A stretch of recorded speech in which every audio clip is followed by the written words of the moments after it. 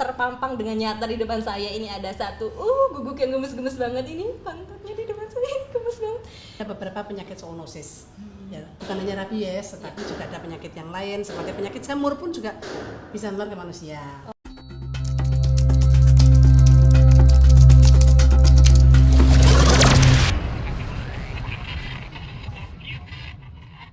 Halo Sobat Polri dimanapun Anda berada, apa kabar? Semoga senantiasa sehat dan semangat selalu.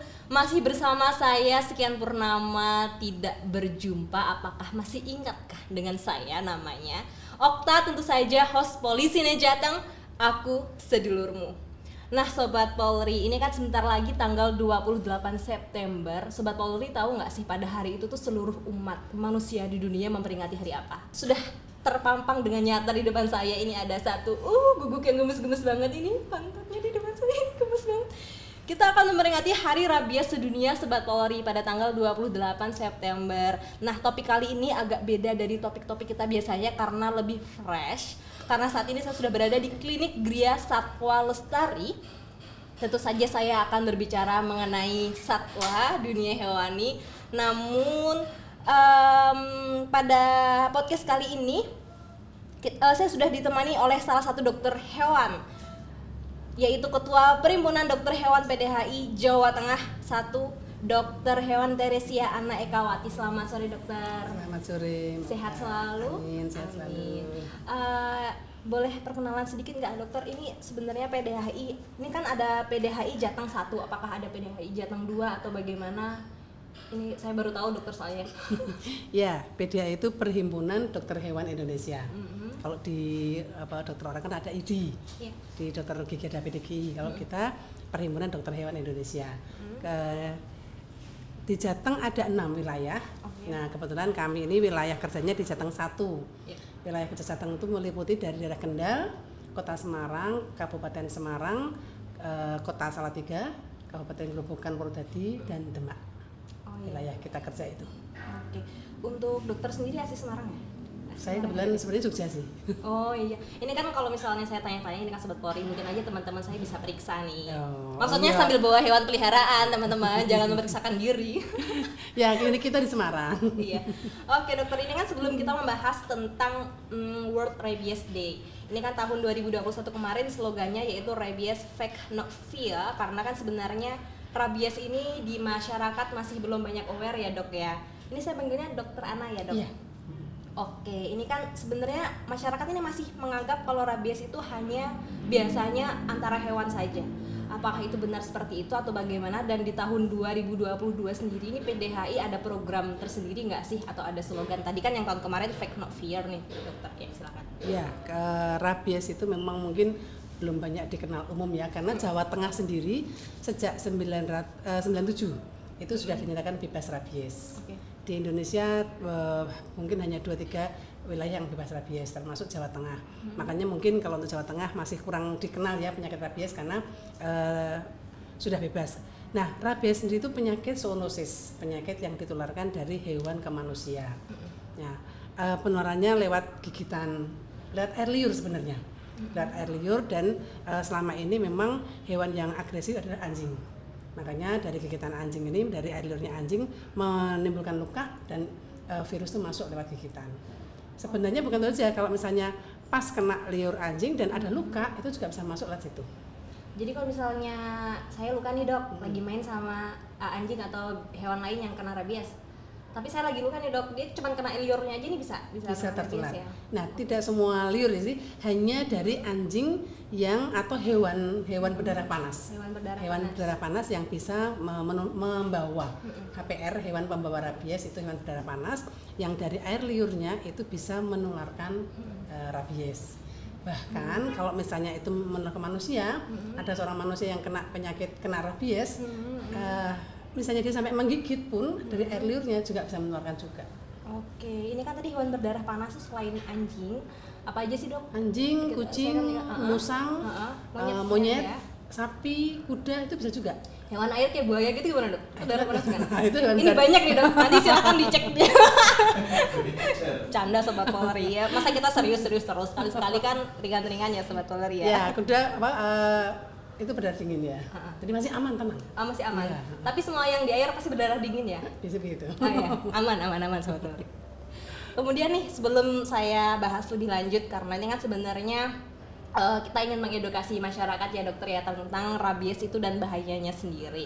Tapi kalau misalnya ada hewan yang terkena rabies, apakah bisa dibawa penanganannya seperti apa? Apakah bisa dibawa ke klinik hewan seperti ini dokter?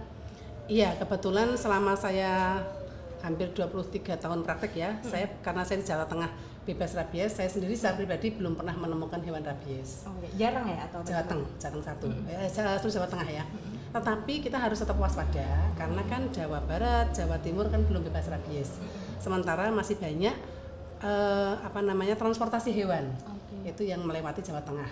Nah ini yang harus diwaspadai. Banyak juga teman-teman dari dog lover, cat lover itu yang masih masukin hewan dari luar wilayah Jawa Tengah ya. Ini jadi tetap diwaspadai supaya tidak ada penularan sampai ke Jawa Tengah. Oke, tapi penyakit ini sendiri masih terhitung langka nggak sih dok? Baik bagi hewannya atau penularan ke manusia sendiri? Masih ada beberapa, cuma sudah jarang ya. Karena ini kan penyakit ini sebenarnya sudah sejak dahulu ya, masuk ke Indonesia itu sekitar tahun 1980-an. Itu ditemukan di Indonesia, kemudian dengan berbagai cara vaksinasi dan sebagainya.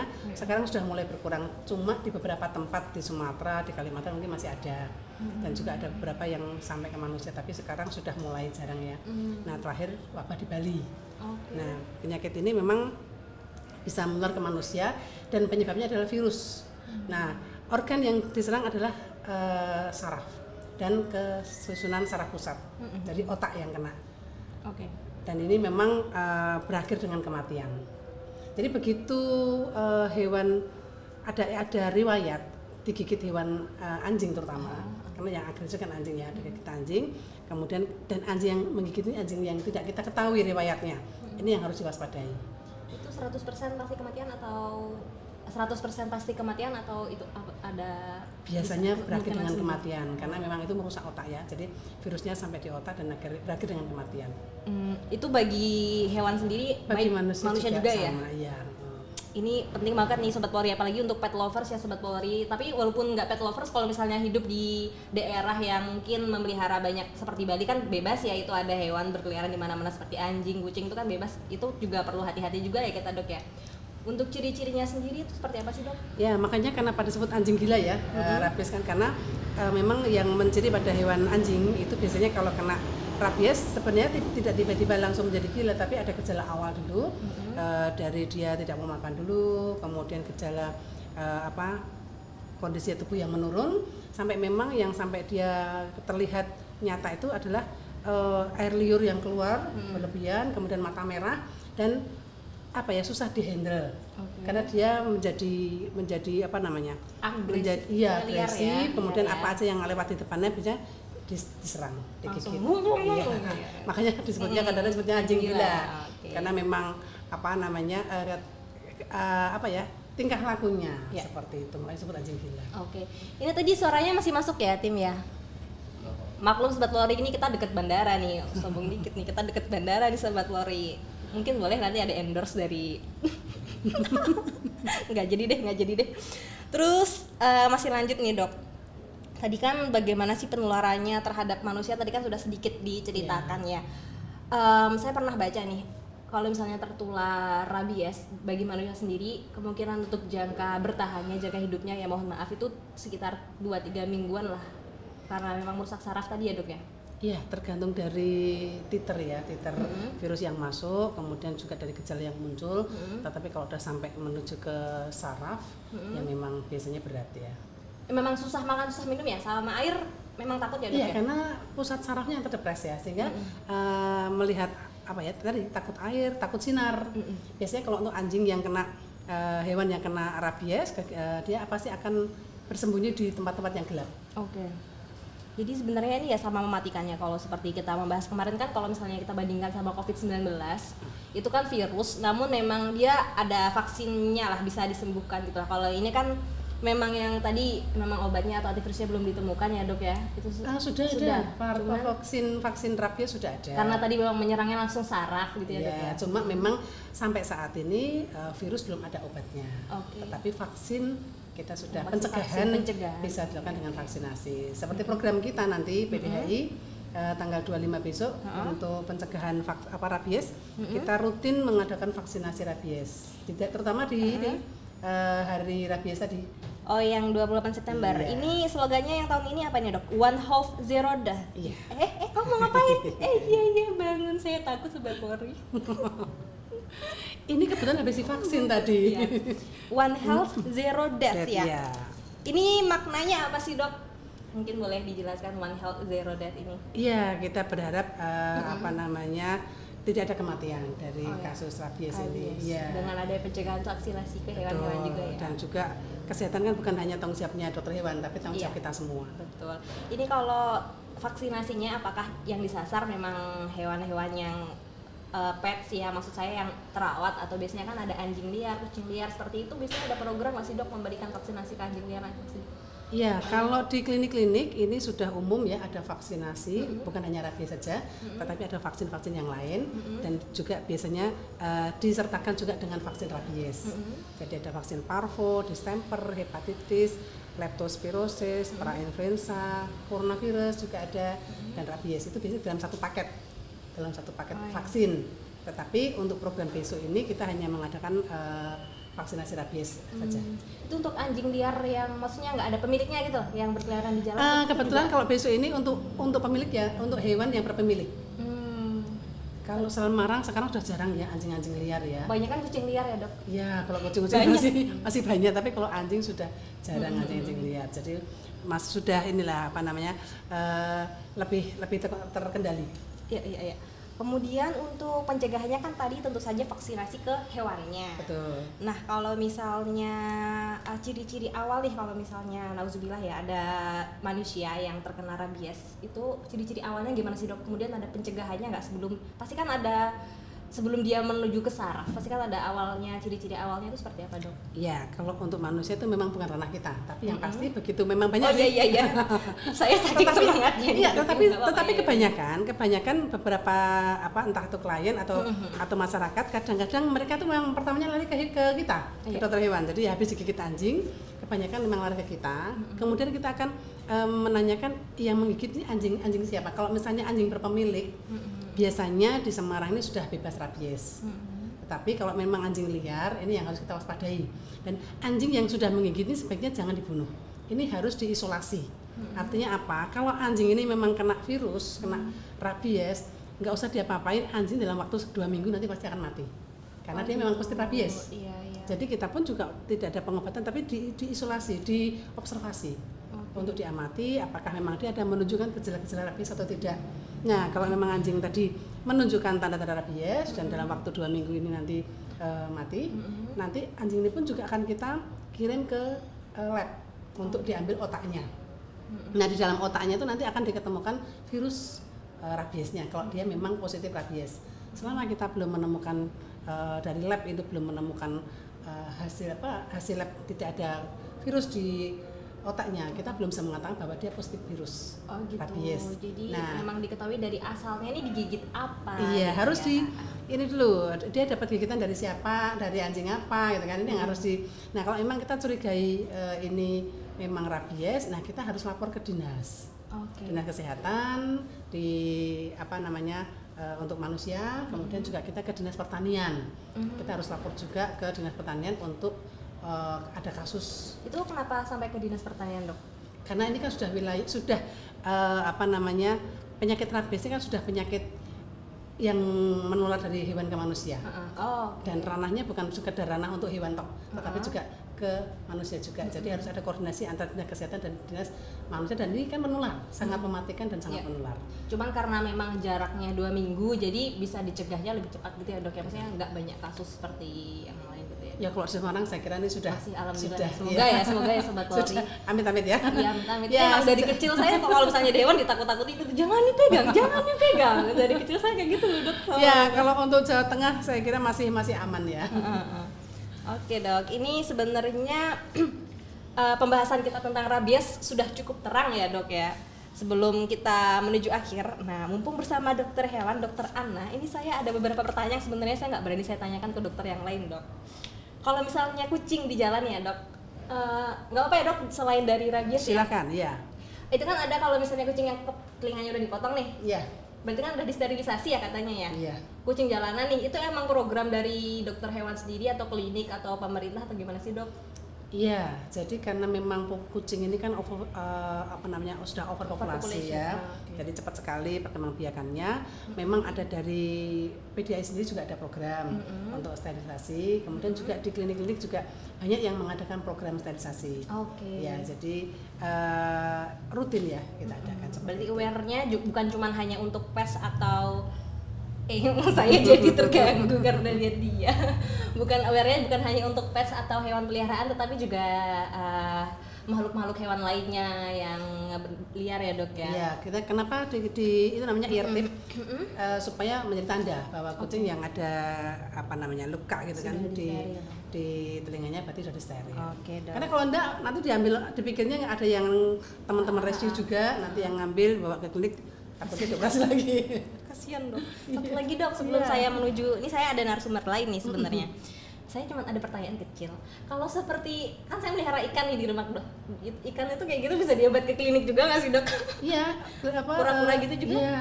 Pasien kita nggak hanya anjing kucing. Iya biasanya kan kebanyakan gitu ya di gambar-gambarnya itu tadi. Ada burung, ada reptil, kura-kura, kemudian juga ada bawa ikan juga. Cuma memang kalau ikan ini masih rumit ya. Iya kecil banget. Rumit, pengobatannya juga masih rumit tapi sudah masuk ke bagian pengobatan juga ada. Oke, kemudian terima kasih dokter. Ini sebelumnya saya ada satu narasumber lagi nih dok telah hadir di sini karena ini kan sebenarnya kita podcast Polisi nih Jateng. Pasti tidak jauh-jauh juga lah dari kepolisian ya dok ya. Ini sudah hadir bersama kami. Boleh langsung disorot. Sudah hadir bersama kami beliau Kasubit Multimedia Bitumas Polda Jawa Tengah. Sore Bapak AKBP DRH FDH Priyono Teguh Wicakson SH. Iya Pak. Boleh mic-nya sharing? Iya, mohon maaf loh ini. Saya biasanya manggilnya dan komandan atau Pak Pri. Ini sore ini saya spesial manggilnya dokter. Selamat sore dok. Selamat sore. Apa kabar dokter? Baik. Baik. Gugup jadinya sobat Polri.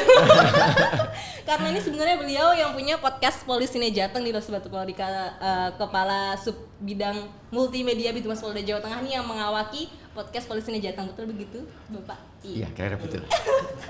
Oke, asik nih. Ini kan tadi saya sebutkan titelnya beliau DRH juga, jadi selain menjabat sebagai anggota Polri, beliau juga sebagai dokter hewan ya dok ya. Iya. Baik, ini sebenarnya rabies ini ada nggak sih kaitannya dengan kepolisian sendiri dok?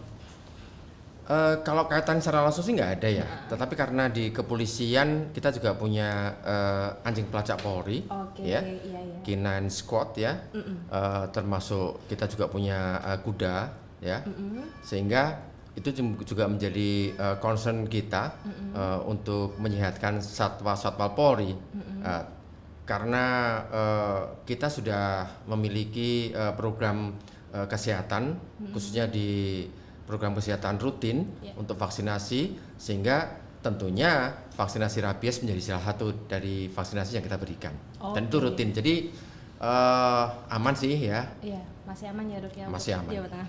Kemudian ini kan kalau misalnya kita melihat dari Hari Raya Idul Adha kemarin kan kepolisian juga terjun langsung untuk mengecek kondisi dari para hewan kurban sapi dan kambing beserta kawan-kawannya. Itu saya jadi grogi nih melihat nanti. Ini sendiri hewan kurban itu juga apakah bisa teridentifikasi rabies seperti itu, bagaimana Pak? Itu apa termasuk hewan yang berdarah panas tadi apa enggak? Sapi dengan kambing itu tadi? Iya, tetapi kita juga punya cara seperti halnya saat ini kan kita juga masih ada virus, ada wabah PMK ya. Tentunya dengan pemanasan di suhu tertentu, dengan di waktu tertentu bisa mematikan virus itu. Jadi dengan pemasakan sempurna saya kira masih aman. Oke, baik. Terima kasih. Sebelumnya ini menuju akhir, mungkin apakah ada yang bisa disampaikan kepada Sobat Polri pesan-pesannya dari Dokter Anna dan Dokter Priyono Nadi, silahkan. Iya, kami kan dari dokter hewan ya, ada motonya. Ya. Manusia, mereka, satwa sewaka. Jadi kami ini bekerja untuk kesejahteraan manusia melalui dunia binatang. Ya mungkin memang terlihat kami bekerja untuk untuk hewan ya, tetapi sebenarnya tujuan kami adalah untuk kesejahteraan manusia. Sorry. Nggak apa-apa dok. Nggak ada minuman. Nggak ada. Iya. Ya kita harapkan teman-teman ya masyarakat ya, kalau memelihara hewan memang harus dijaga kebersihannya, dijaga kesehatannya, karena tadi masih ada beberapa penyakit zoonosis. Ya, bukan hanya rabies, tetapi juga ada penyakit yang lain seperti penyakit jamur pun juga bisa menular ke manusia. Penyakit kulit pada anjing juga bisa menular ke manusia. Jadi tetap dijaga kebersihan, kesehatan hewannya supaya tidak menular ke manusia, sehingga kesejahteraan manusia pun juga terjaga. Terutama juga kesejahteraan hewan pun juga terjaga. Iya, ibaratnya kan hewan peliharaan sudah seperti anak sendiri ya dok ya pasti ya. Itu aja sih. Jadi bertanggung jawab kalau kita sudah memutuskan untuk memilih memelihara hewan. Iya, makhluk hidup juga kan ya dok. Oke. Kemudian adakah pesan-pesan dari Dokter Priyono sendiri mungkin kepada Sobat Polri atau pesan lain sebagai anggota kepolisian, monggo dokter? Saya kira nggak terlalu berbeda sih dengan Dokter Ana ya. Jadi saya ingin menggarisbawahi bahwa kalau kita sudah memutuskan untuk memelihara pet ya, hewan kesayangan, tidak hanya sekedar ingin, pengen, suka, tetapi juga disertai dengan pertanggungjawaban.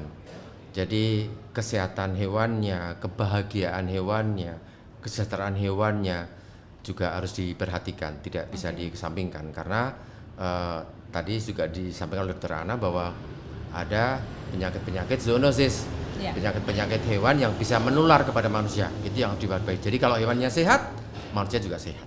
Oke, amin. Berikut tadi bincang-bincang kita Sobat Polri dengan beliau-beliau ini, para dokter yang berjasa untuk melindungi, menjaga kesehatan tidak hanya dari manusia tapi juga dari makhluk hidup lainnya, yaitu dari dunia hewani. Iya.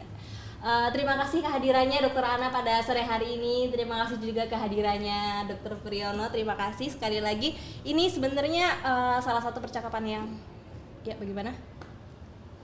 Oh iya, saya sampai lupa nih, ternyata sekarang kita tuh sudah rutin, kedua kalinya sih bukan rutin, memberikan ada souvenir dokter. Ini dari kami, sedikit souvenir, mohon maaf. Iya silahkan. Ini seperti yang saya gunakan sepertinya, betul bukan? Iya, ini boleh dicek di sini. Ini bukan endorse sih sebenarnya. UMKM binaan Bikumas dokter. Boleh nanti dicek. Semoga suka ya dokter ya. Bisa Pak? Boleh silakan. Mudah-mudahan pas ya buat saya. Iya amin. Nanti kalau nggak pas bisa hubungi Dokter Priyono. Terima kasih teman-teman. Wow. Oke, cantik ya, cakep ya. Gagah nih dok. Nanti kalau misalnya periksa boleh dipakai dok. Boleh nggak sih dok? Boleh aja. Terima kasih ya. Terima kasih. Saya juga terima kasih atas kehadirannya dokter, dan terima kasih juga atas kehadirannya Pak Priyono. Kemudian ini merupakan salah satu podcast yang saya masih agak santai, Sobat Polri, santai banget sebenarnya, karena ini kan sebenarnya dulu cita-cita saya jadi Dora dokter, bisa bicara dengan hewan. Saya dulu punya kucing yang saya dulu kan tinggal di Kalimantan nih. Saya sampai nangis saya tinggal ke Jawa Tengah, saya pindah ke Jawa Tengah karena ya gimana waktu kecil udah kayak anak sendiri gitu kan dok. Udah ya gitulah dok pokoknya. Terima kasih sekali lagi atas kehadirannya Dokter Ana dan Dokter Priyono. Sobat Polri jangan lupa untuk klik subscribe, like, dan meninggalkan jejak di kolom komentar kita. Terima kasih Sobat Polri telah menyaksikan podcast pada hari ini. Sekali lagi boleh bersama saya nanti ya, Polisi ini Jateng, aku sedulurmu. Polisi ini Jateng, aku sedulurmu.